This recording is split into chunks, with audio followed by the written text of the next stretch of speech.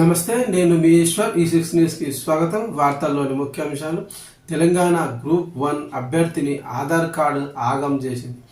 Exams రాసేందుకు సెంటర్కు వెళ్లిన యువతికి అధికారులు ఊహించని షాక్ ఇచ్చారు. ఆమె ఆధార్ కార్డులో తండ్రి పేరుకు బదులు భర్త పేరు ఉందనే కారణంతో పరీక్షలకు అనుమతించలేదు.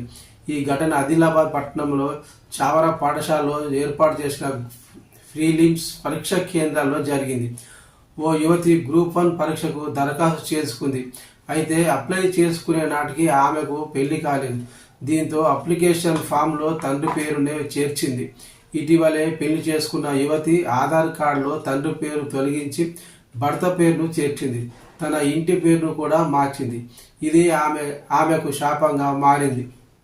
పెళ్లి తర్వాత వాడుతున్న ఆధార్ కార్డు తీసుకొని సెంటర్కు వచ్చిన యువతి ఆధారాలు సరిగా లేవని అధికారులు లోపలికి అనుమతించలేదు. ఆమె ఎంత చెప్పినా సరైన ఆధారాలు చూపించాలని అడిగారు. పెళ్లికి ముందు ఆ తర్వాత పత్రాలు చూపిస్తేనే పరీక్షలకు అనుమతిస్తామని, కానీ పాత ఆధార్ కార్డు తెప్పించుకునే లోపు పరీక్ష మొదలు కావడంతో సదరు యువతి గ్రూప్ 1 పరీక్షకు హాజరు కాకపోవడంపై తీవ్ర ఆందోళన వ్యక్తం చేసిన యువతి